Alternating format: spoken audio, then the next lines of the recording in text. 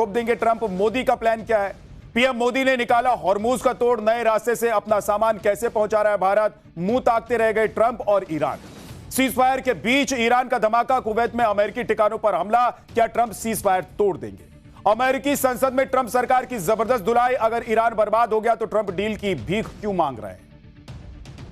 देखिए बॉस, एक होती है चुनौती और एक होती है पनौती।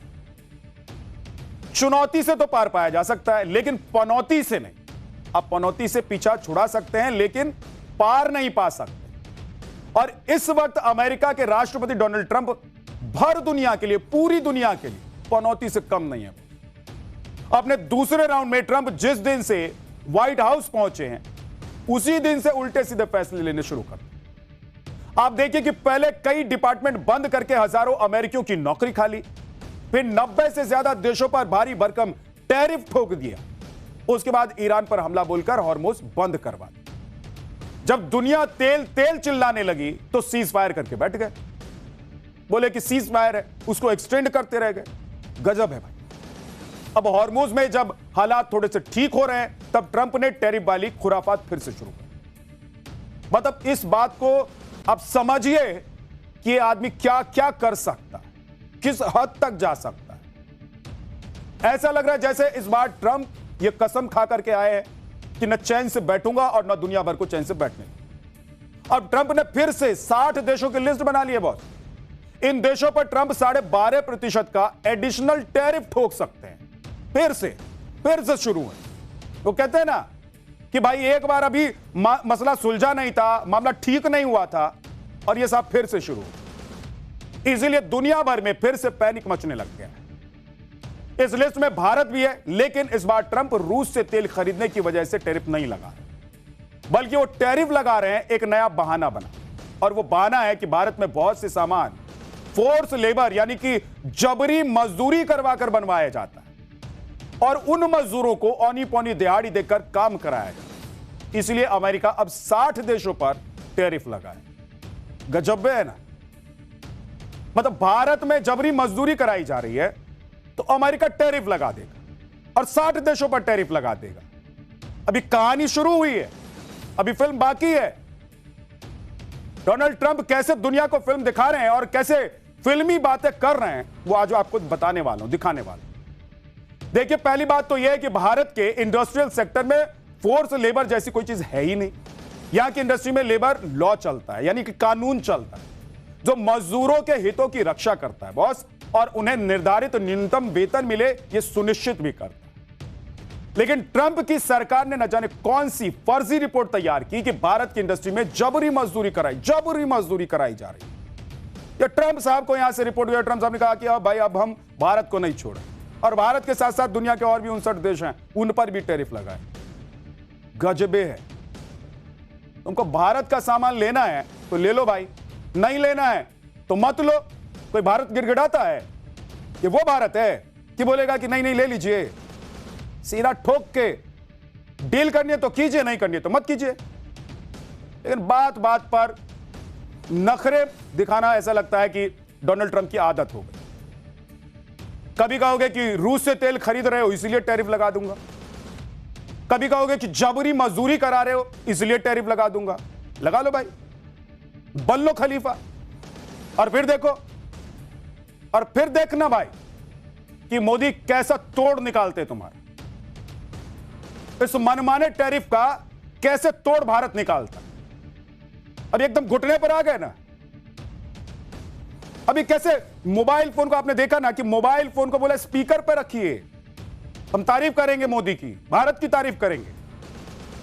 लेकिन फितूरी आदमी फिर से फितूर। अगर ट्रंप ने भारत पर टैरिफ बढ़ा दिया तो एक्सपोर्ट पर क्या असर पड़ेगा और भारत पर कुल कितना टैरिफ लगने लगेगा, यह आज आपको बताने। लेकिन पहले देखिए कि जब पिछले साल 27 अगस्त को ट्रंप ने टैरिफ लगाया था, तब मोदी ने ट्रंप का टैरिफ टेरर का जवाब कैसे दिया था। आप देखिए कि ट्रंप के 50% टैरिफ लगाने के 4 महीने बाद ही दिसंबर 2025 में ओमान के साथ CEPA डील कर डाली गई थी भारत की तरफ से, और यह डील 2 दिन पहले यानी कि 1 जून से लागू भी हो गई है भाई। इस डील की डिटेल आगे आपको बताने वाला हूं। उसके बाद मोदी ने इसी साल 27 जनवरी को EU यानी कि यूरोपियन यूनियन के साथ FTA यानी कि फ्री ट्रेड एग्रीमेंट कर लिया। यानी मोदी ने एक ही बार में 27 देशों का बहुत बड़ा बाजार भारतीय सामानों के लिए खुलवा दिया, वो भी फ्री ट्रेड की कंडीशन। और ये वही यूरोप है जो अब ट्रंप को कह रहा है कि भाई आपकी बात नहीं मानेंगे, और मोदी जी ने जाके वहां पर डील कर ली। और 27 अप्रैल को पीएम मोदी ने न्यूजीलैंड के साथ एफटीए कर लिया। भारत की धड़ाधड़ फ्री ट्रेड डील देखकर अमेरिका भी हैरान हो गया, और अमेरिका को भारत जैसा दुनिया का सबसे बड़ा कंज्यूमर मार्केट खोने का डर सताने लगा। इसीलिए ना बिल बिला रहे हैं भाई, फिर से कह रहे टैरिफ लगा देंगे। अब लग रहा है कि भाई भारत हमारी तरफ से नहीं देख रहा, मुतक्की वाला जमाना नहीं रह गया है, भारत खुलकर बात करता है। अमेरिका 50% से सीधे 18% टैरिफ पर आ गया। आपको याद हो गया कि कैसे भारत ने जब एक के बाद एक अमेरिका को जवाब देना शुरू किया तो अमेरिका घुटने पर आ गया। यानी कि ट्रंप के 50% टैरिफ के जवाब में भारत ने 8 महीने में 32 देशों के साथ एफटीए साइन कर डाला। लेकिन इसके बाद भी ट्रंप अपने टैरिफ का टेरर दिखाने से बाज नहीं आ रहे हैं। आप देखिए कि पीएम मोदी कैसे ग्लोबल चुनौतियों से निपटने का शानदार सॉल्यूशन निकाल रहे हैं और एक एक कर सभी प्रॉब्लम्स को सॉल्व कर रहे हैं। स्ट्रेट ऑफ हॉर्मूज को ही देख लीजिए, नाकेबंदी की वजह से पूरी दुनिया परेशान है, ऊर्जा संकट से दुनिया हिली हुई है। इस वक्त खाड़ी देशों में भारत के जो सामान जा रहे थे वो भी इस नाकेबंदी की वजह से ठप पड़ गए हैं। लेकिन अब भारत ओमान की डील ने खाड़ी देशों तक पहुंचने का नया रास्ता बना दिया। इसके बारे में भी आज आपको डिटेल में बताने वाला हूं। इधर सीज फायर के बीच ईरान ने कुवैत और बहरीन में ऐसी खलबली मचा दी है कि एक बार फिर से अमेरिका ईरान के बीच युद्ध भड़कने की नई चर्चा शुरू हुई। इस युद्ध की चर्चा अमेरिकी संसद में भी हुई, जहां विपक्षी सांसदों ने ट्रंप प्रशासन को लथेर लथेर कर धूल रहा। मतलब ऐसी ऐसी बातें हुई ना बॉस, आप सुनेंगे तो सुनते रह जाएंगे। आज आपको बताने वाला हूं कि क्यों विपक्षी सांसदों ने ट्रंप सरकार को भिखमंगा बता दिया। लेकिन पहले पूरे चैप्टर का एक ट्रेलर आपको दिखा।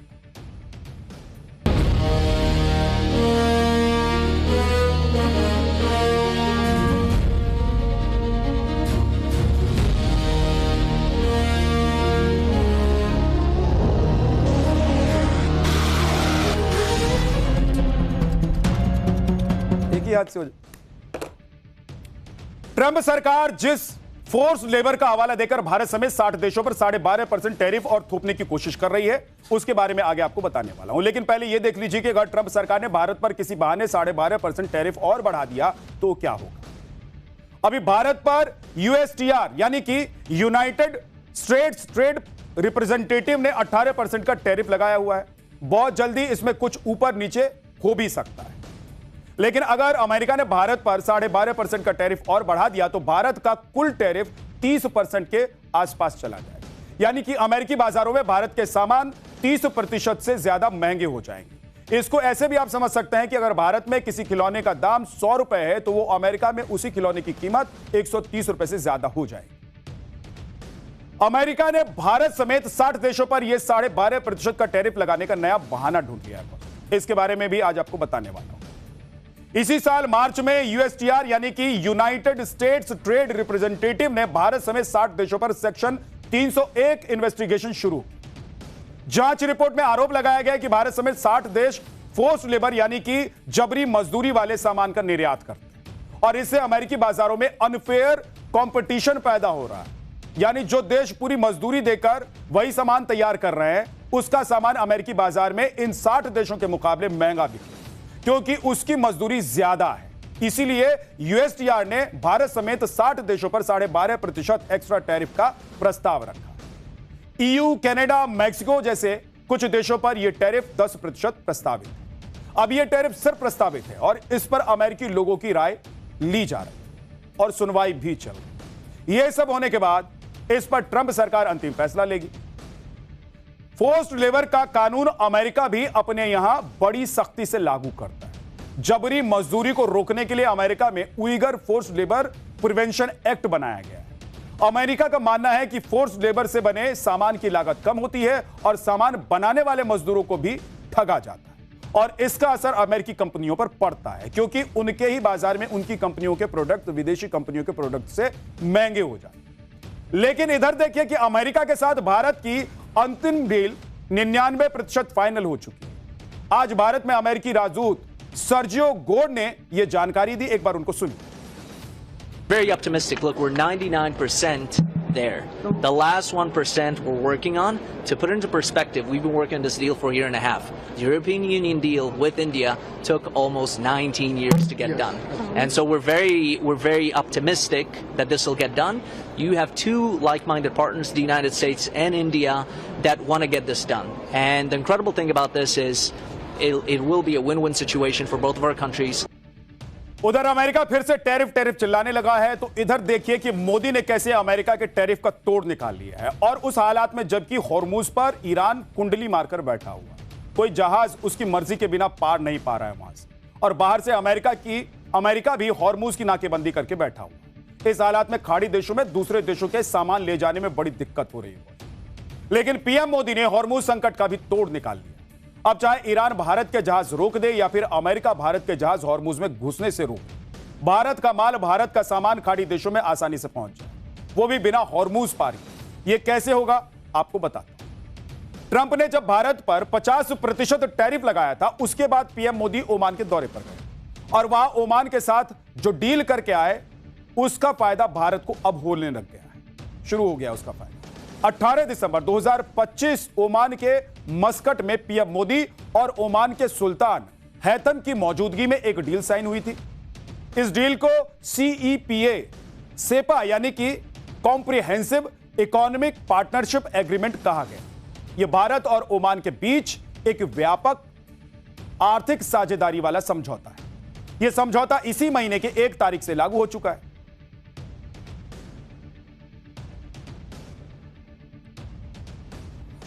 अब अगर हॉर्मुज भी खुल गया तो भारत का सामान ओमान के रास्ते UAE, कतर, बहरीन, सऊदी अरब, इराक और कुवैत तक आसानी से पहुंच जाए और किसी तरह का टैरिफ भी नहीं लगेगी। हॉर्मुज अभी फिलहाल बंद है और हॉर्मुज अगर नहीं भी खुलता है तो मोदी ने वो इंतजाम कर दिया है जिसकी वजह से भारत को परेशानी नहीं होने वाली, क्योंकि ओमान GCC यानी कि गल्फ कॉर्पोरेशन का सदस्य देश है।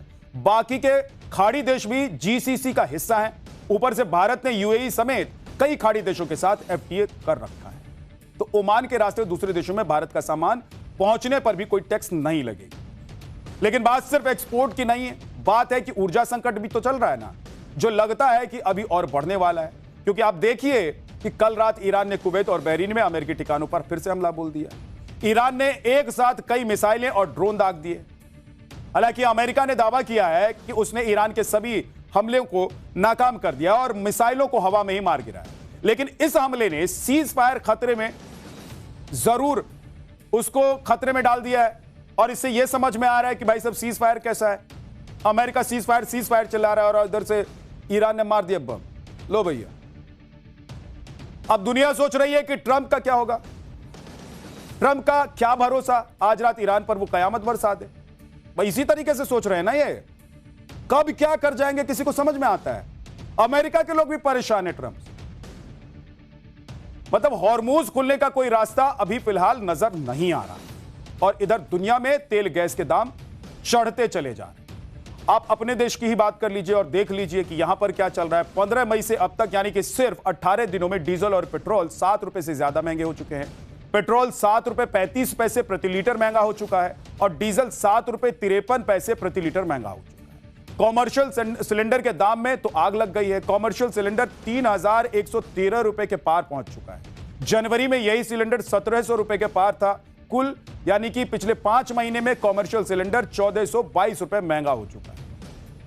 अमेरिका, यूरोप और भारत के आस पड़ोस में बहुत बुरा हाल है, इससे भी बुरा हाल है। मतलब आपको लग रहा होगा कि हमारे देश में महंगा हो रहा है, लेकिन आस पड़ोस की हालत देखेंगे तो लगेगा सुकून में। तेल के दाम में आग लगी हुई है।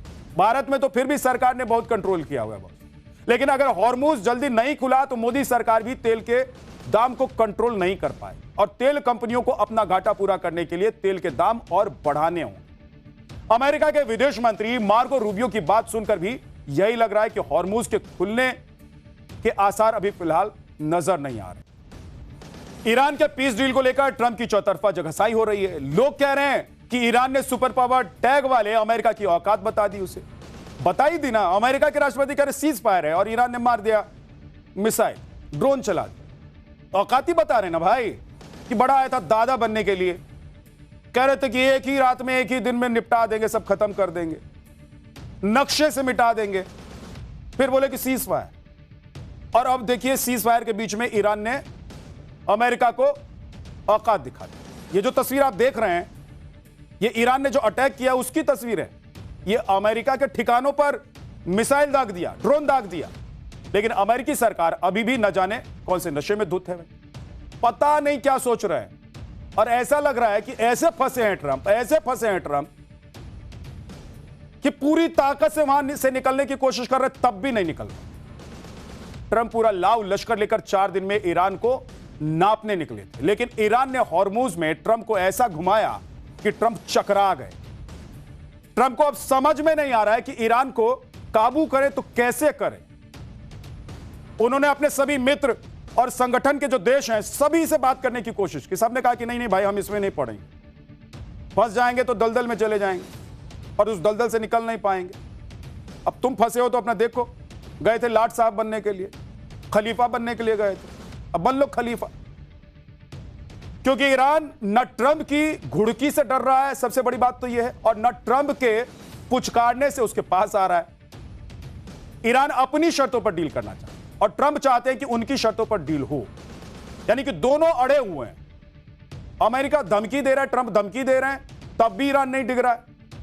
और प्यार से बात करने की कोशिश कर रहे हैं, तब भी भाई सामने से आके कह देता है कि बात करने को तैयार है, लेकिन मेरी शर्त मानोगे तो बात करेंगे ना जी, कि सब बातें तुम्हारी ही चलेंगी, हमला भी तुम करो और शर्त भी तुम्हारी चले, मनमानी तुम करते रहो, झुकने वाले नहीं हैं हम। ये ईरान ने कह दिया। और यहीं पर ट्रंप की गाड़ी, अमेरिका की गाड़ी फंसी हुई। लेकिन आप अमेरिका की बेशर्मी की हद देखिए कि उनके विदेश मंत्री मार्को रूबियो अमेरिकी संसद में बैठकर अमेरिका के रुतबे की शेखी बगार रहे, कह रहे थे कि अमेरिका ने यह कर दिया, अमेरिका ने वो कर दिया, ये युद्ध रुकवा दिया, वो युद्ध रुकवा दिया, फला फला डील करा दी। लेकिन मार्क रूबियो दुनिया को यह नहीं बता पा रहे हैं कि ईरान के खिलाफ जो युद्ध अमेरिका ने खुद छेड़ा था, वो युद्ध बीच में ही क्यों छोड़ दिया और ईरान से अमेरिका पीस डील क्यों नहीं कर पा रहा है।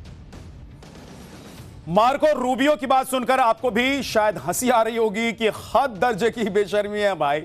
दुनिया भर के युद्ध को रुकवा रहे हैं, दुनिया भर को डील करवा रहे हैं, बड़ी बड़ी बातें बोल रहे हैं, डींगे हाँक रहे हैं, लेकिन अपना युद्ध नहीं रुकवा पा रहे हैं। अपनी लड़ाई नहीं, बीच में छोड़कर भागना पड़ गया भाई साहब को।